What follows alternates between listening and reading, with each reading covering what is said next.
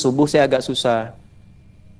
Maghrib ke Isya bisa i'tikaf, zuhur ke Asar bisa i'tikaf, subuh agak sulit, penuntun tidak mudah ditemukan, berangkat gelap. Memang kalaupun terang beliau gelap juga kan, karena kan nggak melihat. Gitu. Tapi maksudnya kondisi masih belum tiba fajar.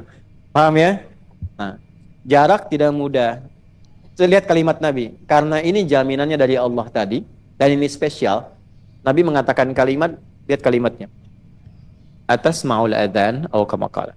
Nabi bukan mengatakan di rumah aja, atau ya tetap ke masjid, tidak. Kalimat Nabinya atas ma'ul adhan, masih dengar adhan nggak?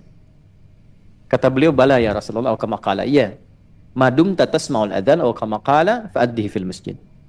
Fa'addiha fil masjid. Kalau Anda masih bisa dengar adhan, upayakan tunaikan di masjid. Misal Pak, dalam posisi itu Anda tidak melihat. Rumah jaraknya tidak mudah ke masjid. Rumah di sini, masjid di kuburan sana, tanah kusir. Lokasi ya, maksud saya. Lokasi di sana. Anda tidak melihat. Rumahnya yang Anda tuju ini, rumah Allah, masjidnya mohon maaf tidak seperti ini. Biasa saja, tiang-tiangnya pelepah batang dari kelapa, atasnya daun-daun, alasnya tanah. Anda dengar adzan dari sana ke sini. Lalu Ustadz mengatakan begini, Pak, kedengaran adzan kan? Berangkat aja. Usahakan. Saya tanya, Anda masih berangkat nggak? Masih berangkat nggak? Jangan bengong, jawab. Nggak mudah kan? Nah, ini yang saya maksudkan, jadilah orang penting. Nah, ini yang mau saya kasih rumus. Kenapa saya cerita ini? Karena ada rumus di sini. Rumus ini yang mahal, ini yang mempercepat terkabulnya doa. Ini yang saya maksudkan. Kenapa pentingnya belajar asbabun nuzul dan asbabul wurud serta sanad sebelum ke inti materi? Karena banyak kisah-kisah inspiratif yang kita butuhkan di hadapan kita saat ini nilainya. Ini yang mempercepat mengabulkan doa, menghilangkan kegelisahan, memberikan kenyamanan. Ini yang butuh sekarang. Ya. Maka apa yang terjadi? Cara bacanya, kalau Nabi masih memerintahkan mengerjakan, berarti ada yang spesial di amalan itu. Ini maksudnya. Ya. Coba. Nabi selama hidup kan berusaha terus tahajud kan.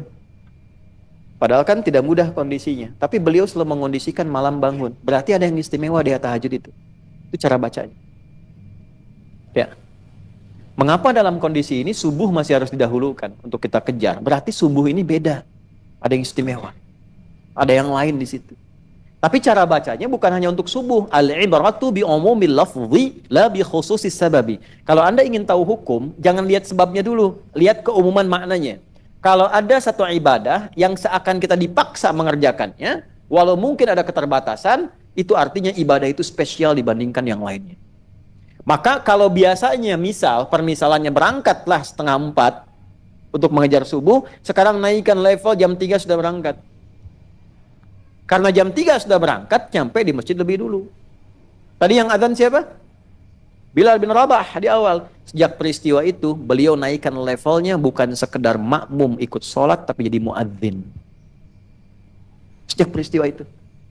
Sampailah kemudian di masa-masa Ramadan, Nabi mengingatkan, sudah adzannya Bilal itu dilakukan untuk pengingat mendekat waktu fajar. Bukan waktu subuh. Jadi subuhnya belum tiba. Dilakukan adzan dari Bilal yang pertama untuk mengingatkan, ini waktu subuh sebentar lagi. Yang makan segerakan, yang minum percepat. Karena nanti kalau tiba-tiba adzan tiba, subuh makanan masih ada di mulutnya, repot. Ya, lagi makan, masih di mulut tuh. Ya, maka diberikan pengingat. Ya, maka Abdullah bin Mas'ud baca Quran 50 ayat. Kalau sudah bacaannya itu sampai ke situ, nah nanti dalam rentang mau bacaan, Bilal adzan. Kalau habis bacaan itu, maka Abdullah bin Abi Umi Maktum adzan. Itulah sejarahnya sampai sekarang di Madinah itu untuk subuh adzan 2 kali. Ya, di Mekah adzan 2 kali. Asalnya dari situ untuk pengingat. Sampai sekarang diabadikan. Jadi itu ada sebabnya. Bukan tiba-tiba bid'ah, bukan. Ya, ada sebabnya. Jadi dari sejak peristiwa itu riwayatnya dari Sayyidah Aisyah radhiyallahu taala anha, ada di Al-Bukhari di Kitabus Shiyam. Ya, kalau Anda ngaji Kitabus Shaum, ya, Anda masuk ke situ, nanti ada pembahasan menyoal tentang bagaimana cara menyiapkan sahur menjelang kepada fajar. Wa kulu washrabu hatta yatabayyana lakumul khaytul abyadu minal khaytil aswadi minal fajar. Sebelum fajar tiba, nanti adzan. Bilal, Allahu Akbar. Kan? Ngajilah Abdullah bin Mas'ud. Sampai 50 ayat kurang lebih ukurannya. Dari periode itu ngaji, ini sudah adzan, tandanya fajar akan segera tiba. Begitu kemudian selesai ngaji itu, tanda fajar shadiq tiba, adzanlah Abdullah bin Abi Umi Maktum. Jadi muadzin sejak saat mendengar kalimat tadi, beliau naikkan levelnya, bukan sekedar makmum, langsung jadi makmum. Bayar. Ya. Antum yang jamaah ke masjid, kapan terakhir adzan di masjid? Cita-cita dong dari sekarang. Hari ini saya makmum, besok saya imam. Itu. Besoknya benar, Pak, saya aja yang imam. Itu kan. Bapak bagaimana? Insya Allah saya ikhlas, Pak. Maksudnya apa? Surat Al-Ikhlas saya udah hafal. Siapin diri kita. Alhamdulillah. Kalau nggak ada imamnya yang biasa datang kan siapa yang imamin? Siapkan diri kita. Naikin levelnya. Naikin levelnya. Kalau muadzin nggak ada, siapa yang adzan? Ya kan? Jangan berpikir di rumah saja. Saat jamaah kita naikin level.